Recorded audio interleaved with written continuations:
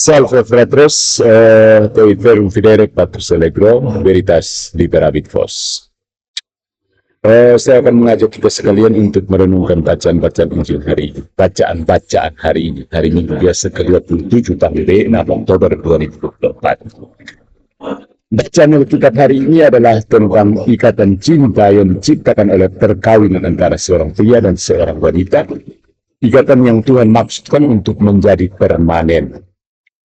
Bacaan-bacaan ini menantang pasangan-pasangan untuk mempraktikkan kesetiaan Tuhan mereka yang selalu setia. Nah, bacaan pertama diambil dari kitab Kejadian yang menjelaskan rencana awal Tuhan mengenai seks dan perkawinan. Dan ini mengajarkan kita bahwa Tuhan menciptakan pria dan wanita untuk satu sama lain. Karena itu, dalam perkawinan mereka tidak lagi menjadi dua, tetapi satu, dipersatukan oleh ikatan yang tidak dapat diputuskan. Dan bacaan ini juga menggambarkan lembaga perkawinan dan menunjukkan bahwa monogami adalah niat Tuhan sejak awal. Kemudian Mazmur tanggapan dari Mazmur 128 memperluas tema perkawinan dari bacaan pertama dan Injil untuk mencakup anak-anak yang lahir dari persatuan tersebut. Karena anak-anak ini memperkaya kehidupan orang tua mereka, pemazmur berdoa, semoga kamu melihat anak-anakmu. Kemudian, saudara-saudari, bacaan kedua diambil dari kitab Ibrani, mengingatkan kita bahwa Yesus menjadi salah satu dari kita, tulang dari tulang kita, dan daging dari daging kita. Sebagai salah satu dari kita, Yesus merasakan kematian bagi semua orang. Yesus bukan hanya korban, tetapi juga imam besar. Dan kita sekarang terikat dengan Yesus sebagai saudara dan saudari kepada Tuhan sebagai anak-anak angkatnya. Dengan demikian Kristus menjadi juru selamat bagi semua orang, yang baik dan yang buruk, yang bercerai, gay, lesbian, semua orang. Dan kita semua menjadi saudara dan saudari Yesus. Ya. Larangan Yesus untuk bercerai bisa menjadi sumber penderitaan bagi mereka yang menghadapi kehidupan perkawinan yang sulit. Paulus menyarankan bahwa kita harus menerima rasa sakit itu seperti yang Yesus lakukan, sebagai bagian dari penderitaan yang harus kita semua tanggung dalam perjalanan menuju kemuliaan.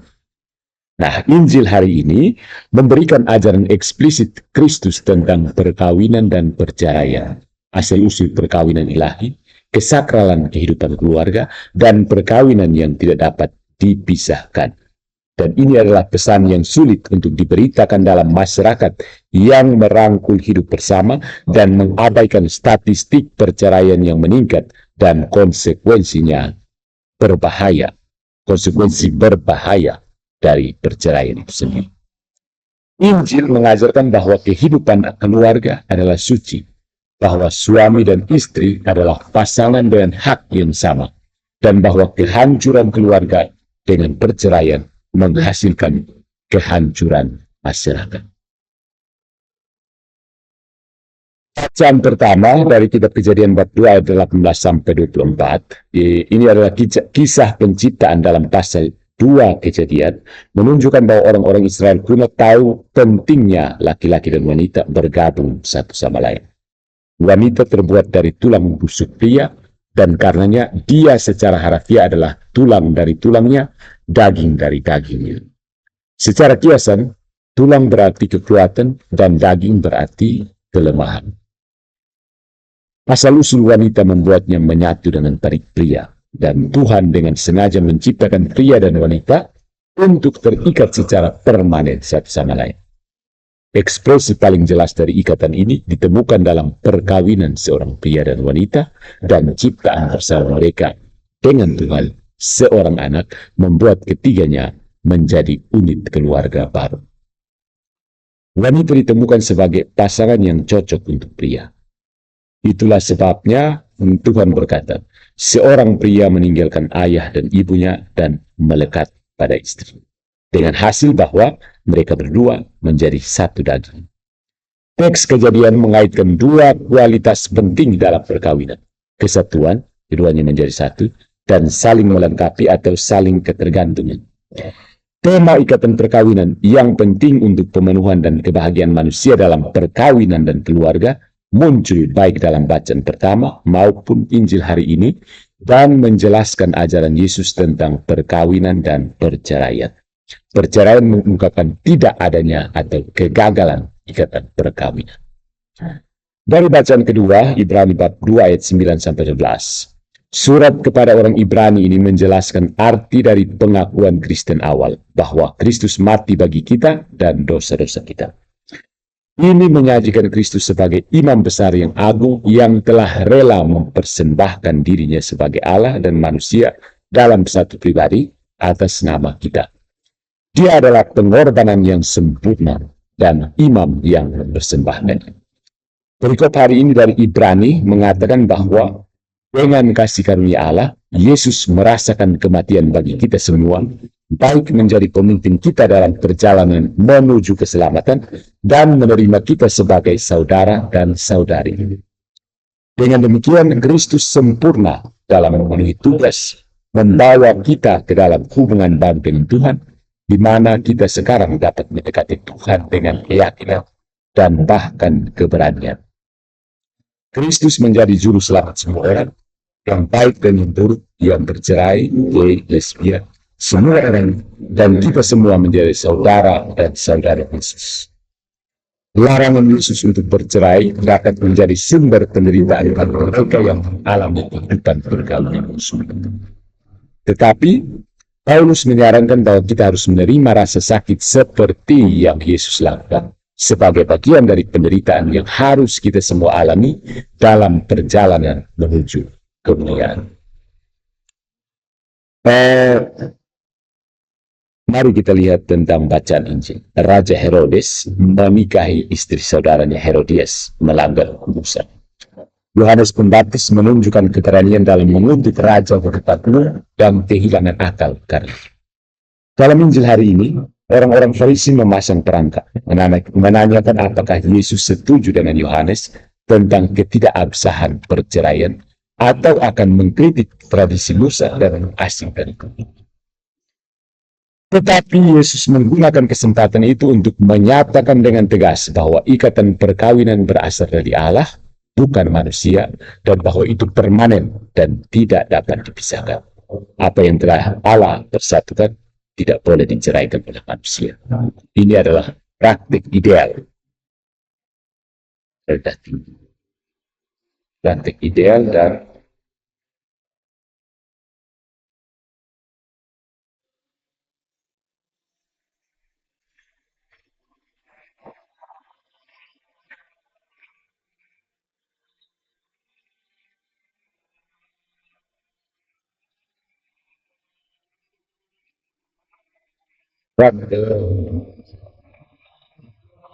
high ideal yang tinggi dan praktik yang rendah. Ya. Ide yang tinggi dan praktiknya rendah. Ya. Idenya tinggi, praktiknya rendah. Ya. Istilah Yunani kuno untuk perkawinan adalah fidusi. Istilah yang berarti pengudusan atau konsekrasi. Dan biasanya fidusi menandakan konsekrasi mutlak suami kepada istrinya dan istri kepada suami. Masing-masing menjadi persembahan yang sepenuhnya diberikan kepada yang lain. Bagi orang-orang Yahudi memiliki cita-cita yang tinggi untuk menikah, dan para rabi mereka mengajarkan mezbah itu sendiri meneteskan air mata sewaktu seorang pria menceraikan istri masa mudanya. Tetapi praktik mereka jauh dari cita-cita itu, dan perceraian adalah hal yang umum dan mudah. Istri dianggap sebagai milik suami tanpa hak. Jadi, Musa memerintahkan para laki-laki setidaknya untuk memberikan surat cerai kepada wanita yang mereka tinggalkan, yang menyatakan, dia bukan istriku dan aku bukan suaminya. Dia akan memberikan kertas ini kepada istrinya dan menyuruh dia untuk pergi. Mereka kemudian bercerai secara hukum. Dengan begitu, dia setidaknya akan bebas untuk menikah lagi, semacam status liberal. Tanpa sertifikat itu, secara teknis dia masih milik mantan suaminya. Jadi manusia mencoba dengan cara kecil untuk memberi perlindungan kepada wanita. Ada dua interpretasi yang lazim di sekolah-sekolah teologi Yahudi mengenai hukum Musa tentang perceraian, yang dengannya Musa mengizinkan perceraian ketika sang suami menemukan beberapa ketidaksenonohan di dalam diri istri. Ketika seorang pria setelah menikahi seorang wanita dan berhubungan dengannya, kemudian tidak senang dengannya karena dia menemukan sesuatu yang tidak senonoh di dalamnya, dia menuliskan surat perceraian dan menyerahkan surat itu kepadanya, dan dengan demikian mengusirnya dari rumahnya. Ya, Ulangan bab 24 ayat 1. Sebuah tagihan perceraian memberitahu masyarakat bahwa wanita itu bukan pelacur, tetapi dia bebas untuk menikah. Sebuah tagihan perceraian, tagihan billing, ya, billing for divorce. Yang umum itu berbunyi seperti itu. Biarlah ini dari saya, surat perceraian dan surat pemecatan dan akta pembebasan agar engkau dapat menikahi pria apapun yang engkau inginkan. Ya. Di hari-hari berikutnya, mereka menjadi jauh lebih kompleks, tetapi niatnya sama. Sekolah Samai menafsirkan ketidaksenonohan sebagai perzinahan atau beberapa alasan ketidakpantasan seksual. Sementara sekolah Hillel menafsirkannya sebagai apapun yang tidak disukai suami dalam kata-kata, perilaku, tindakan, atau bahkan penampilan istrinya. Ada alasan untuk bercerai jika istri membakar sarapannya, menaruh terlalu banyak garam pada makanannya, menunjukkan rasa tidak hormat kepada dia, berbicara dan tidak hormat terhadap orang tua suaminya di hadapannya, berbicara kepada seorang laki-laki di jalan, atau bahkan membiarkan rambutnya tergerai di depan umum, atau hanya jika dia telah menemukan seorang wanita yang lebih menarik bagi dia. Mungkin perbedaan paling signifikan antara adat istiadat mereka dan kita terletak pada status jenis kelamin yang berbeda. Seorang pria dapat menceraikan seorang wanita dengan iseng, tetapi seorang wanita tidak dapat menceraikan seorang pria karena alasan apa. Ya. High ideal, low standard. Nah, apa pendirian Yesus? Larangan Yesus untuk bercerai di sini menonjol secara dramatis karena ketegasannya yang tidak mengakui pengecualian. Menarik untuk dicatat bahwa versi paralel dari Matius, yaitu bab 19, menambahkan pengecualian dari sekolah Samai, kecuali ketidaksucian atau perzinahan, ayat 9. Lukas dalam bab 16 ayat 18 tidak memasukkan pengecualian ini.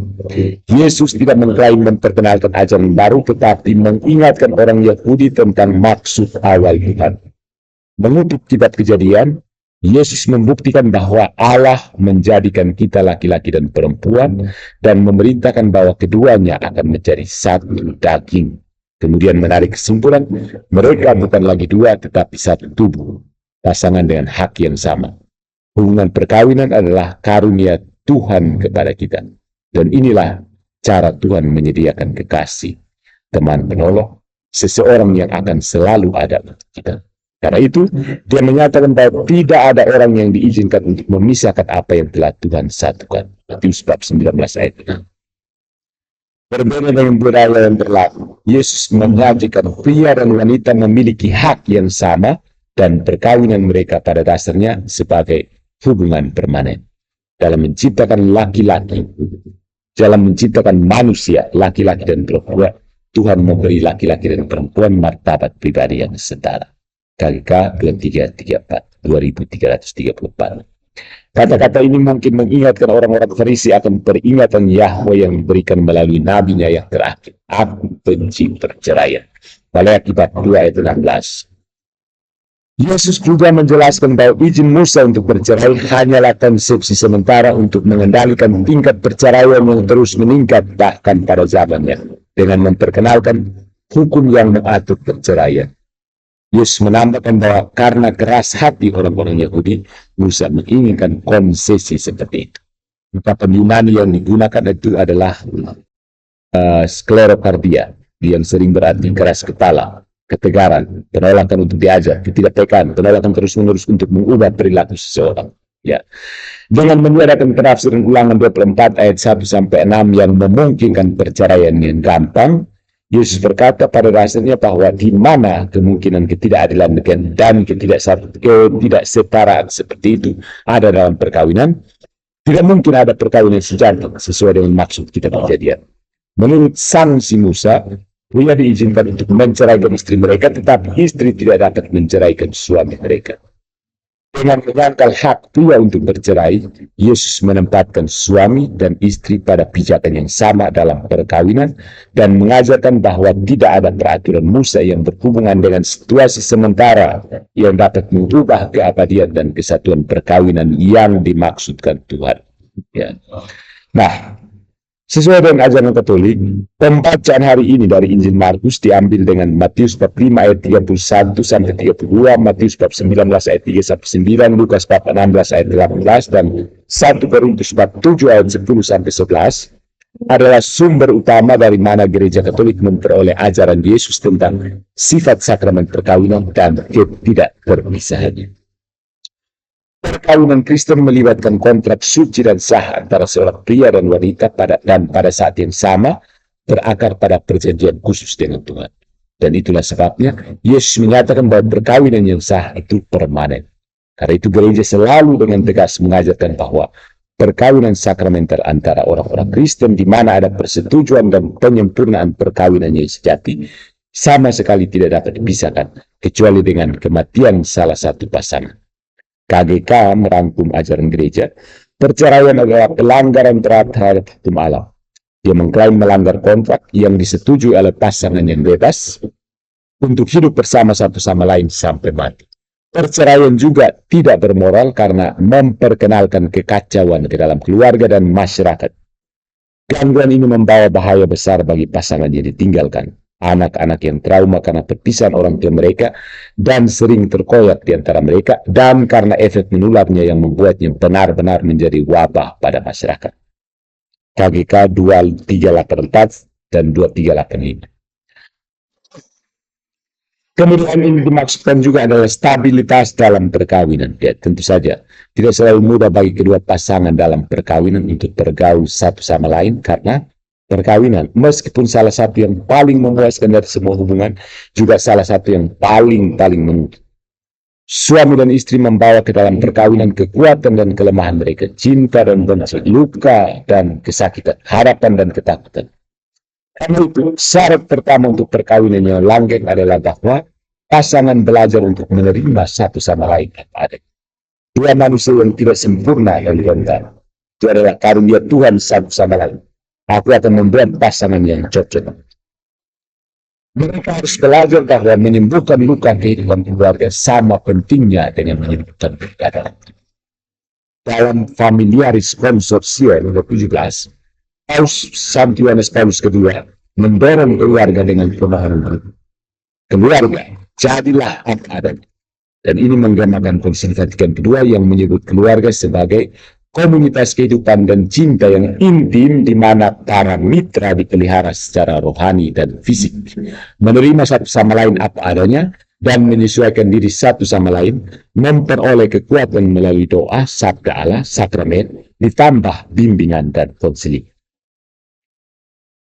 Ketika hubungan perkawinan rusak dan rekonsiliasi tidak memungkinkan, gereja mengakui hak pasangan untuk berpisah dan hidup terpisah secara permanen. Jika umat Katolik yang bercerai kemudian masuk ke dalam perkawinan sipil tanpa membatalkan perkawinan pertama oleh gereja, mereka diizinkan untuk menerima komunion dalam Ekaristi hanya jika mereka menahan diri dari seks. Nah, dari ajaran tentang perkawinan dari bacaan-bacaan hari ini, kita bisa menarik beberapa pesan.